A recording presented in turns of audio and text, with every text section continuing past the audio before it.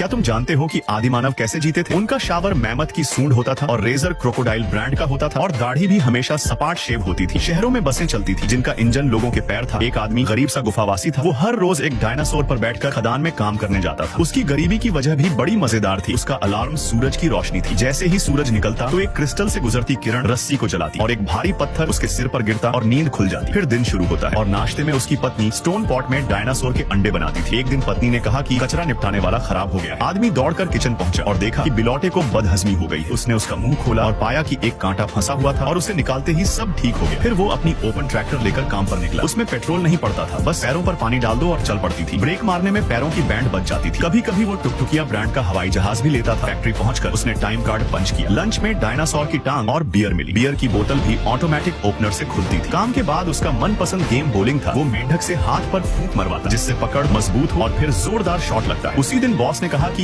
एक general manager चुना जाएगा और उसका तरीका होगा लिखित परीक्षा। आदमी बहुत खुश हुआ। वो अपनी कलम को तेज किया और परीक्षा में लग गया। दूसरों की कॉपी झांकने की कोशिश की लेकिन एक बंदर उसे रोक रहा था। फिर भी उसने किस्मत से सबसे पहले पेपर खत्म कर लिया। रिजल्ट आया और वो चौंक गया। पूरे नंबर। ये खबर अखबार के पहले पन्ने पर छपी। अब वो बन गया मैनेजर और जिंदगी एकदम बदल गई। पुरानी ट्रैक्टर की जगह नई फरारी। फिर घर बन गया विला और पीछे बन गया मिनी स्विमिंग पूल। अब उसका रोज का काम था सिर्फ कॉन्ट्रैक्ट साइन करना और कंपनी ने एक सुंदर सेक्रेटरी भी दे दी। क्या आप भी यही नौकरी चाहते हैं?